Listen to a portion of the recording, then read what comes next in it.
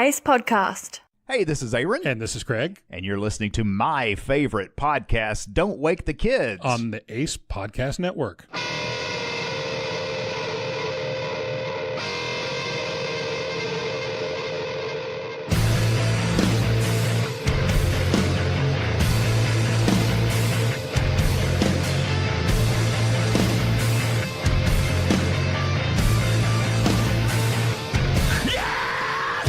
Welcome back to Don't Wake the Kids. This week is going to be fun. I've got a guest. Do you want to introduce yourself? I'm Jason. Do you want to introduce yourself a little bit longer than that?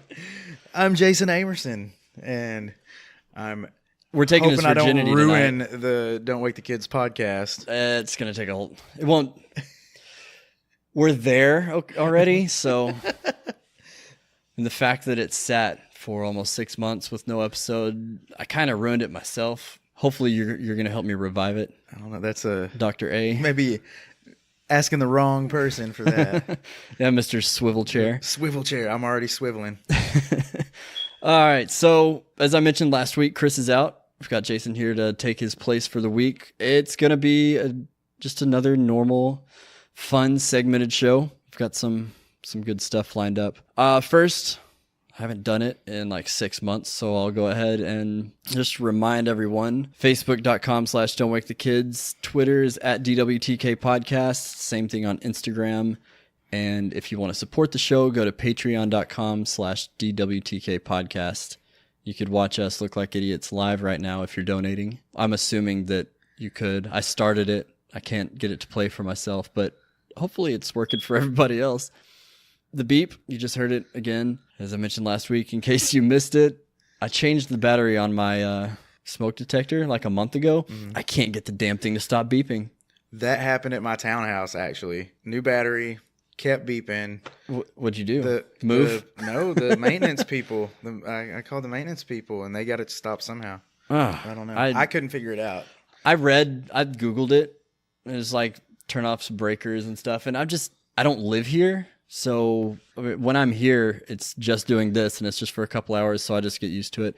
Recording is kind of a bitch, but... I got used to it. It was rather calming after a while. Because if I didn't have the beep, I couldn't sleep at all. I was like, I need my beep every few minutes. When I was sleeping here, it did it for a couple weeks while I was sleeping here, and from the bedroom, you can't really hear it. And I sleep like a dead man, so it never bothered me. So I'm not real worried about it. I'm moving out, so... Also, I haven't even looked at it in a while, but they were putting a bunch of new stuff on the merch site. So check out DWTK.threadless.com and see what stuff we've got on there. If you're a Patreon member, you know some of the cool stuff because I've sent it to you. I was gonna say, if you're watching live, you see my shirt, but that's just the Patreon people. So you got to get on the Patreon if you want this backstage pass. It's a great looking shirt. It's blue. Vouch for that. Yeah. It has the logo. Mm-hmm. It's really comfortable. There you go. I do care, I guess, a little bit about promoting my own show, but I wear the shirt more because it's really comfortable. More comfortable than the shirt, though, is the pants. They have you have pants. They have for the podcast? sleep pants. Oh my God, they're so comfortable. I'll send you the link. You can check it out. Also, another thing I mentioned last week, I'm going to be setting up a website. Don'tWakeTheKids.com is going to be a thing. Hopefully by the end of February, I'll have it up and running. But I'm going to have exclusive merchandise on that website that's not on the Threadless site. Exclusive. Yeah. I've got a friend that opened up a print shop. So I'm going to get with him and we're going to work some stuff out. It's going to be fun. Good stuff coming. Let's see. So one thing I wanted to mention before we got into anything else, if you're a Norma Jean fan, I started a Norma Jean fan group on Facebook. We are 4 members shy of 100 right now. I thought you were going to say 4 members strong. No. We got 96 members last time I checked it, which has been a couple days, so we may have hit 100 by now. But it's if you look up Norma Jean, it's I see what you did there. Yeah, Norma Jean. Norma Jean. Hold on, I'm gonna have to look it up. I forget exactly what I called it. Norma Jean, a Norma Jean fan club or something like that. Let's see. Yeah, that's what it is. Norma Jean, a Norma Jean fan club. The name, if you look at the song titles from their Oh God, the Aftermath album, They're all 2 words kind of combined, and then some kind of description, like characterantula is one of them. Gotcha. So that kind of So thing. you're keeping in line with with that thing there. It's a pretty cool group. We've got a lot of people in there that are pretty active daily. It's fun if you're a Norma Jean fan. If you like the intro to this show, go join the group. Oh man! So last episode, I just kind of talked for 14 minutes about just kind of where we're going with the show. Since I was gone for 5 months, a lot of stuff happened. Whole lot of stuff happened. I switched jobs. I no longer work for the city. Yay. I'm not an electronics technician anymore. I'm now an information technology officer at a bank, which you just switched jobs too. I did. My job title sounds professional, but his job is professional. I don't know. You'd be surprised. What do you mean? Well, I like to have fun in between sessions. Right. So you're a therapist? Is that the... I am a licensed practical counselor. Therapist is another way of describing that. So we've got pick your title. I've got some parenting advice later that someone wrote in, and my advice probably won't be the best. I bet Jason has a little bit better advice to give on that. I don't know. I might ruin my potential clientele out there with my bad parenting advice on the podcast. Don't go see that guy. Do you do parenting advice at work? Is that part of it at all? Well, here's a strange misconception about therapy is I don't give advice at all. Oh, yeah? You just listen and... Because if I tell you what I think you should do and you go try it and it doesn't work, whose fault is it?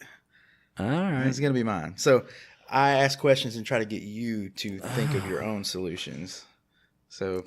yeah, that's a on one hand, that sounds so easy, but on the other, I'm like, no, fuck that. I don't want to do that. That sounds really hard. I just want to do whatever you tell me. Yeah, tell me what to do. Dad. So I started my new job. Not out in the elements anymore. I get to sit in my nice, cushy office at the bank. And what I say earlier, I said you finally get off the streets. Yeah, I did.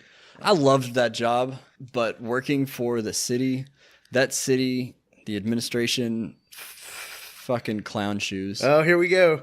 It's getting real right off the bat. No, I'm not going to get into that. It's garbage. I feel so bad for anyone that's still there. The company I work for now, it's a bank that, I don't know, maybe half of you've probably heard of it. It's actually the fastest growing bank in the U.S. right now. And that's not a made up statistic. It's a fact. But I have 16 branches that I'm over and an operations center. It's all me. And I've seen new ones in different towns that I didn't think there was one before. They're all over the country now. Yeah. Yep. I'm not going to say what bank it is because I don't need anything I say on here getting back to that because I say some stupid shit. What else happened? So I got a vasectomy. Hey, that was fun. The most awkward thing, just period. The most awkward experiences of my life happened with the vasectomy, the whole process. So like the first time I go in and I'm thinking it's just going to be it's a consultation. Mm-hmm. So I meet the guy, the doctor.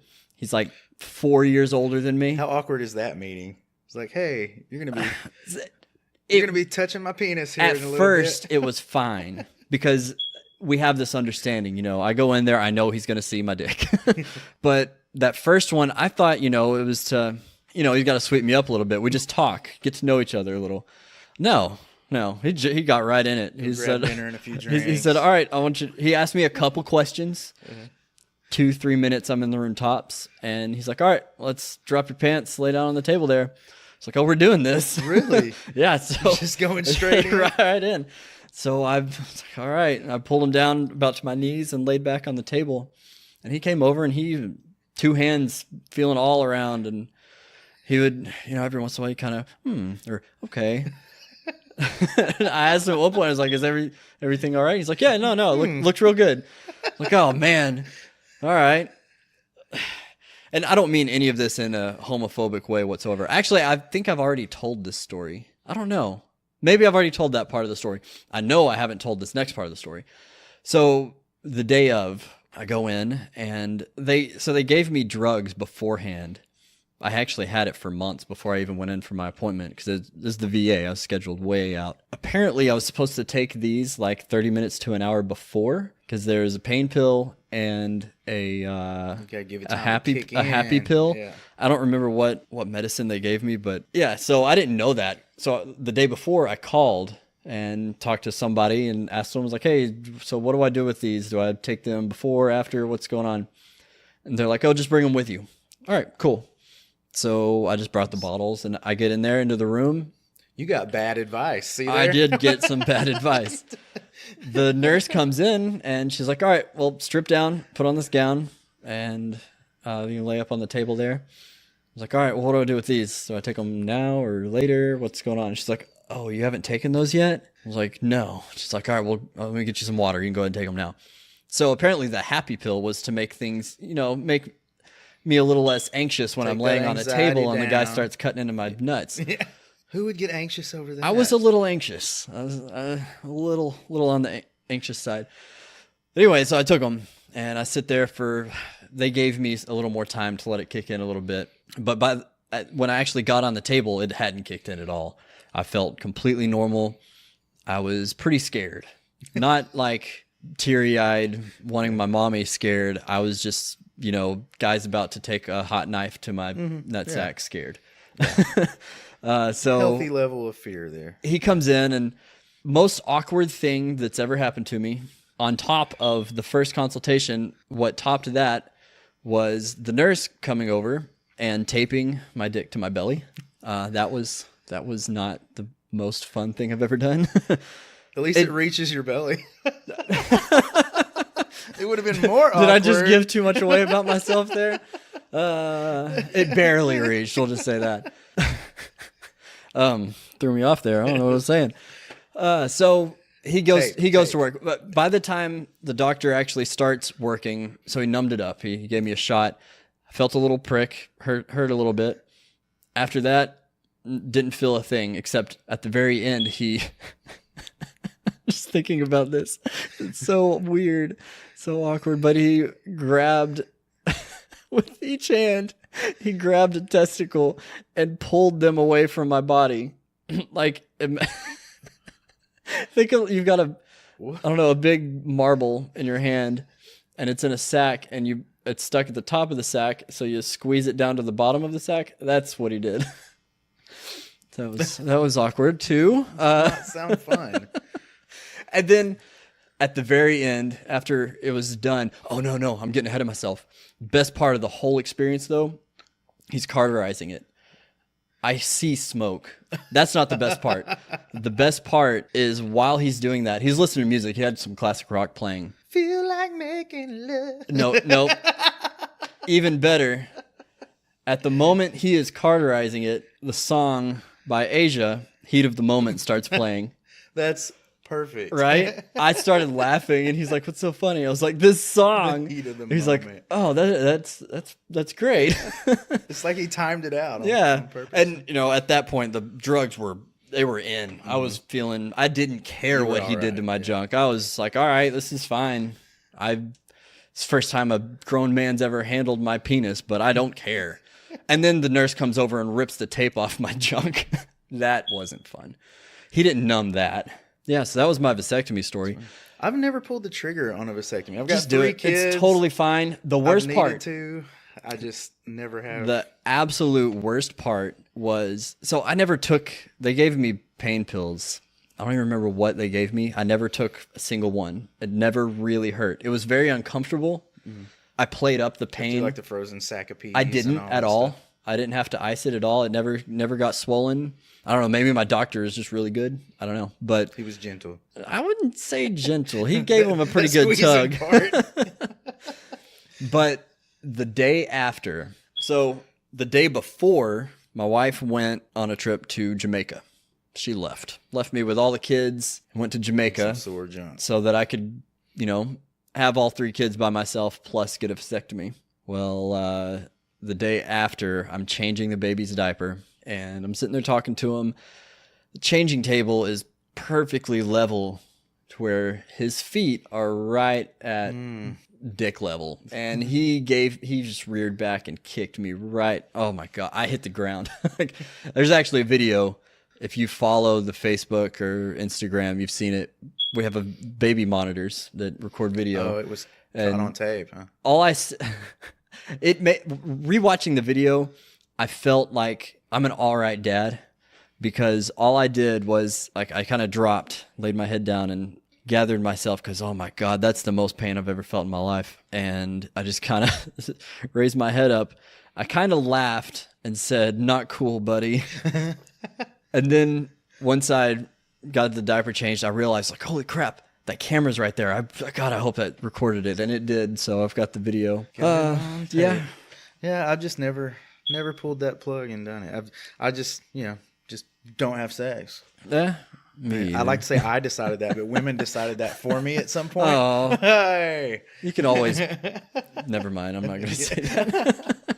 Oh, so that's all the bullshit that I came up with to start this episode off. Do you have anything you wanna get into before we get into the show? I think we've covered enough odd ground already. Yeah.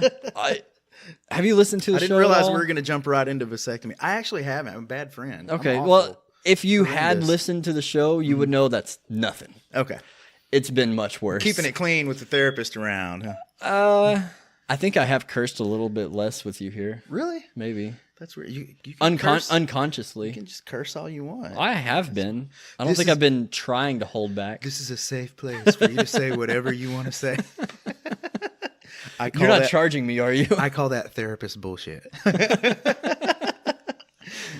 So you're saying when you go see a therapist and they tell you that this is a safe place, it's bullshit because why? No, it really is there. But Okay. when I say it, in this you just being a context, dick. that's me. Yeah. All right. Well, we can get into the show.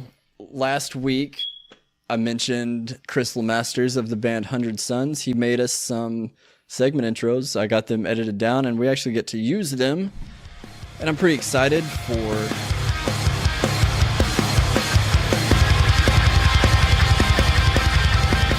Hashtag trending. I pushed that button a little bit sooner than I meant to.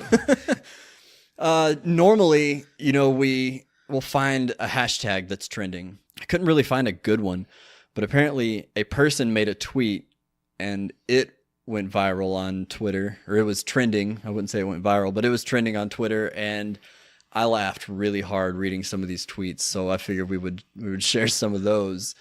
The first person to tweet it was at Photos and Freckles. She said, "Tell me why we're running," and Talia said, "I can't keep up. My Crocs are not on sports mode." What? Yeah. There's a picture of Crocs. They've got the little, to me, that's kind of obvious. That's got a thingy that you would put behind your foot if you don't want your shoes to fall off. But like the strap. Yeah, the strap. Or something. Yeah. But most people, I guess, keep it on the top because they're sandals and they're not sporting. Yeah. But yeah, so that was the tweet. That's called slip-on mode. You can just slide right into them. Right. Yeah. I thought that was kind of perfect though. That's just a funny thing that a kid said. So it kind of fits with the show, I guess, a little bit. Yeah, so Crocs have a sports mode. Well, it led to some pretty funny tweets. I picked 3 that I really liked. The first one comes from @Tina_Bean02. She said, when the shit hits the fan at work because I'll throw my cocks. Sorry. Freudian slip. You would say that. I'll throw my Crocs into sports mode so I can run between rooms. I'm guessing she's a nurse or something. That's funny. You want to read the second one? Can you see it? Yeah. It's from Old Miss Mal. Good morning. Old Miss Mal, maybe? Miss Mal, yeah. Sorry, go ahead. Okay.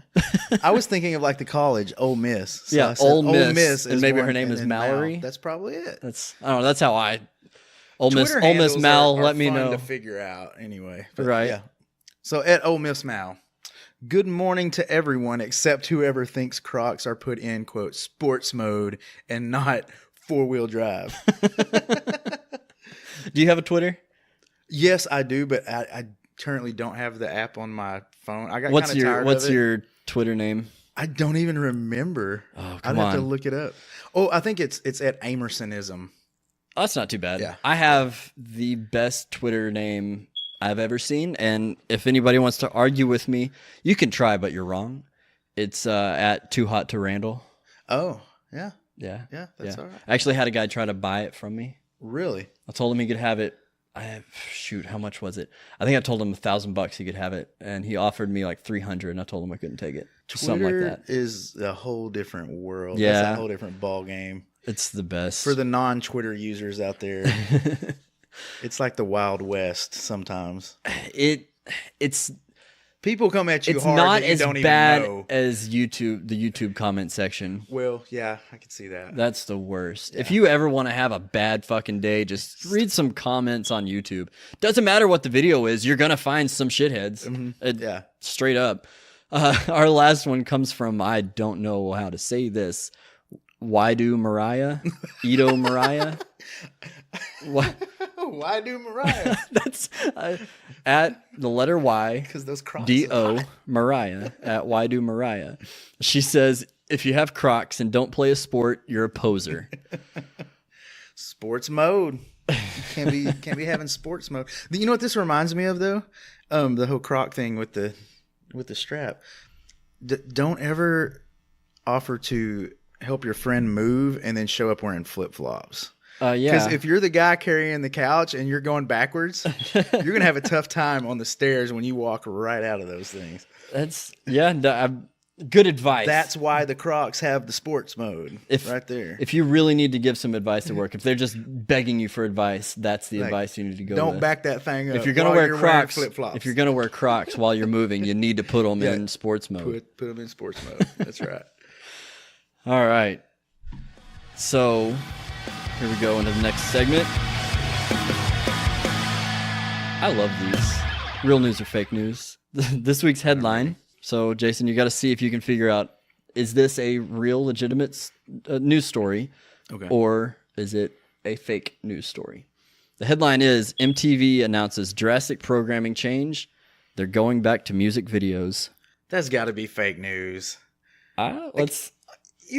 Everybody can just go to YouTube and watch all the music videos they want to. There's going to be no market for that, except for nostalgia. Like if I had cable and MTV was playing music videos, I would put it on there. I don't think I would, because I like picking what I want to listen to at that moment. I'm a control one of the freak when it comes best, to the music. I guess, that makes sense. One of the best things about MTV Fuse, all those channels back in the day when they had music, was you hear new stuff. That's how I discovered Alkaline Trio. That's one of my favorite bands now, is because I saw the video for Stupid Kid. Yeah. And then I was just like, oh crap, these guys are good. Same thing with Brand New, Sick Transit Gloria. That song, like that video, I can still picture because it just randomly came on one day when I was just walking around the house, had it on. Fun stuff. That also happens if you just fall asleep with YouTube on and you wake up at 3 a.m. and there's a dude with like a trombone and a garbage pail singing to you. That's true. All right, well, let me read the story to you and then you can see if you change your mind. Okay. Right now you're saying it's fake? Fake news. Okay. Viacom Networks, the parent company of MTV, VH1, Nickelodeon, and others, has announced a major programming change for one of their longest-running networks, MTV. MTV started in the early 80s as a station airing music videos and music-related programming such as interviews with musicians, stopped showing music videos well over a decade ago, and now focuses on reality programming. Quote, "We have decided that nostalgia is the winner here," said MTV chairman Reed Morris. "The people have spoken. In fact, they've been speaking for years, and they want their MTV. So we've made the decision to remove all existing programming and go back to our roots. We will begin showing music videos on our network beginning in August." Really? So I thought even if it was real, it would be like, for a couple hours a day or something like that. But they're going to remove everything and just go to straight 24-hour. Got more to read. Oh, hold your tongue. Sorry, I cut you off. See it. It sounds like it's swaying you, but I don't know. Maybe you'll change your mind again, Mr. Wishy-Washy over here. It has been a long-running joke that MTV no longer showed any music videos despite their name, Music Television. Many on the internet bashed the company for their change to reality shows and have been begging for music videos ever since. Quote, "The funny thing is, a channel dedicated to just music videos is completely irrelevant in this day and age," said MTV superfan Ryan Rogers. I mean, I miss the days of watching my favorite videos on TV, but even I think this is kind of dumb. I can just go to YouTube and look up whatever I want anytime I want. I don't need MTV, but it's still cool they're willing to ruin their whole network just for the fans. That's the end of the article. So, real news or fake news? I'm still saying fake. You can't tell what that is because Oh, I hear you can hear it. cheers. Yeah, no, that was fake. MTV is still gonna suck. Well, I really glad I like. got something right this week. I really like that article though. Yeah, It was on the nose for sure. for sure. Yeah, that was the first thing I said was YouTube, and then nostalgia. Right. Yeah, they hit it on the head. It actually quoted you at the end of it.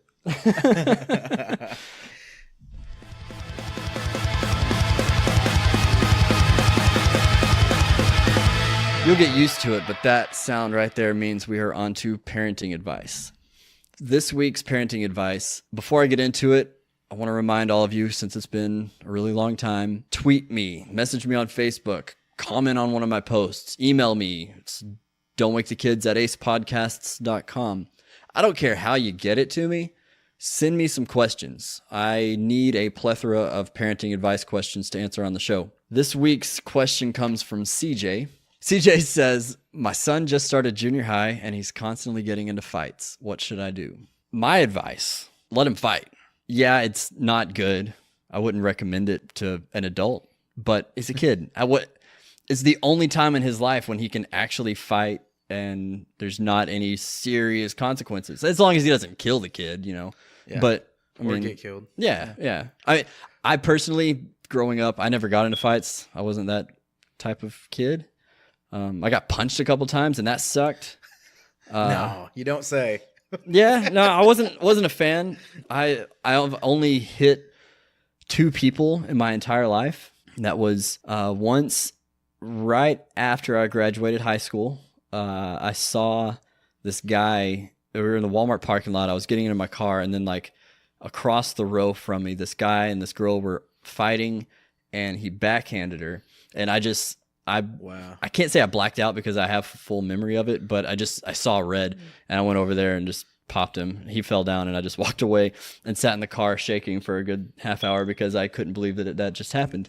Don't hit women, guys. And then the other time, I don't know if I should say this. Why not? It's not gonna. Nothing's gonna happen if you don't say it, everyone's gonna be assuming it's something really horrible.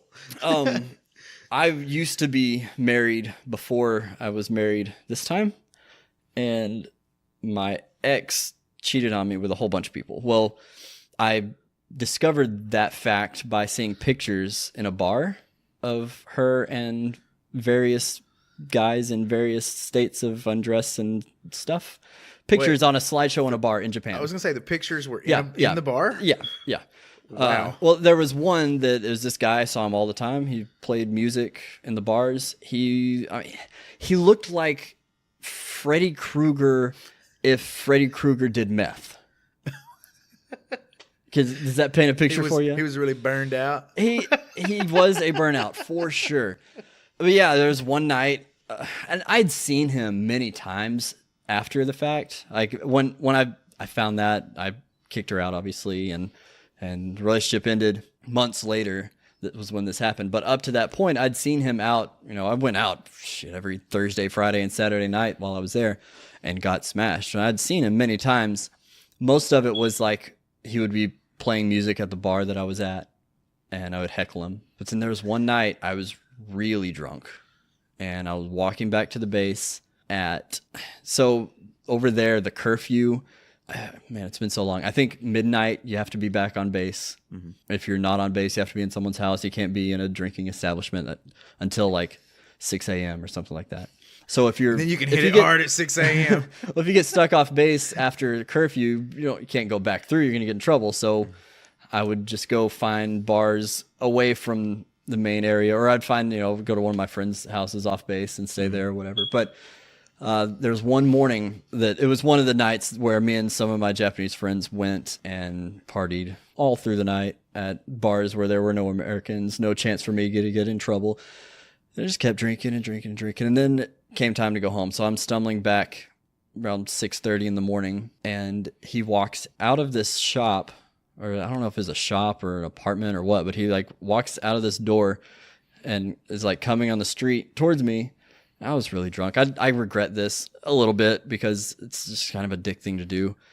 But he just walked right by me and I just clocked him, and I didn't. So what happened after that? Nothing. Nothing. That could have been like an international It incident. really could have. I could have. You could have been world famous after that. That's why I said maybe I shouldn't say this, but nothing happened. Like I don't remember him saying anything. I was really drunk though. He might have said something. I don't remember if I don't even know if I knocked him down. You might have just thought you hit him. You might have completely missed. I might have been sleeping when that. I don't know.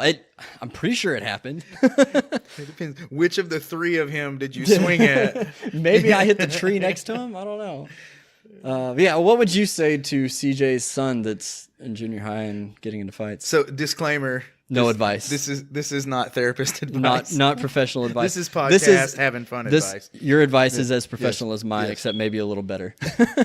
I would say, okay, if you said let him fight, I say it depends on how good he is at it. Okay. And if he's good, monetize it.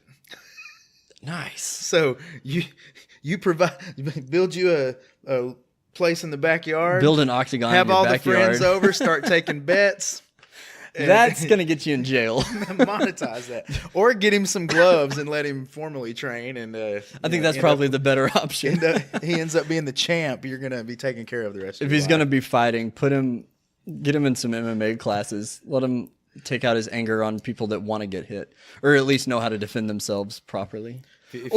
Maybe we're taking this wrong, and we're taking it as he's the antagonizer, right? Maybe he's getting bullied. But I guess she probably would have said that if that was the case. Probably. I would think that would be the go-to. My son's being bullied, not my son's getting into fights. If I was going to be really lame and put my professional hat on, I'd be like, get him into some anger management. That's not bad advice. CJ. Yeah. That's not bad advice. I hope that answered your question well enough, CJ.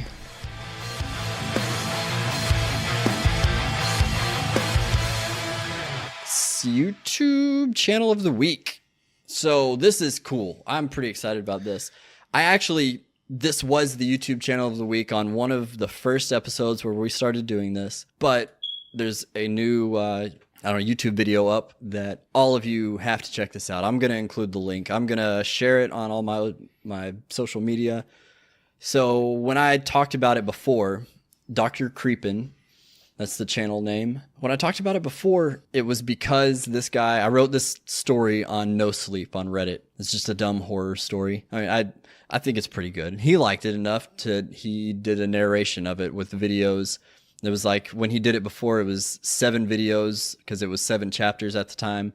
And then I wrote 2 more chapters, and I mean, he made this. It was like 5 years ago at least. Well, he went back a month ago and redid the entire thing in its full, so not just the initial 7 episodes or chapters. He did all 9, and it's got an updated video, new music, and he's much better. He's much better at his job. He's much better at it than he was before, which I thought it was good before. I didn't think it was bad at all. I thought he did awesome. But apparently now he's a professional. I can't wait to check out the whole thing, because just that small clip you played for me before we got started, his voice is like, I don't know. Depending on how really lazy cool. I am, when it comes time to editing this episode, which is going to be tomorrow night, I'm going to, again, depending on how lazy I am, I might put a little snippet of it, just so you can hear what he sounds like and what's going on. Actually, he did a little intro. If I can remember, which I will hear myself saying this when I'm editing, if I've got the time and I'm not feeling lazy, then I'll put in his little intro so you can hear what, kind of what it sounds like, and then check it out if you want. Or you could just go fucking watch it right now. It's Dr. Creepen. The title of the video is 7 Days, The Complete Story, Exclusive Classic Story from the Vault. It's exclusive. Yeah. So way back in the mists of time, going back to, must be early 2016, I'd only been doing this for a few weeks, when I first embarked on a series. It went by the name of 7 Days. And, well, those who heard it will know that I didn't really know what I was doing back then, and it was something that I always wanted to return to. I always wanted to give it a second chance. especially given the fact that it was a 9-part story and I only did the first 7 days. Never actually got round to finishing it until now. So, here it is, brand new, revamped, and accompanied by the gentle sounds of a rainstorm. So, my dear friends, it's Wednesday. It's time to sit back and relax with your favorite drink and listen.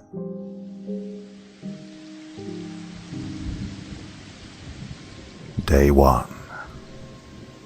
7 days. That is how long it took for James to die.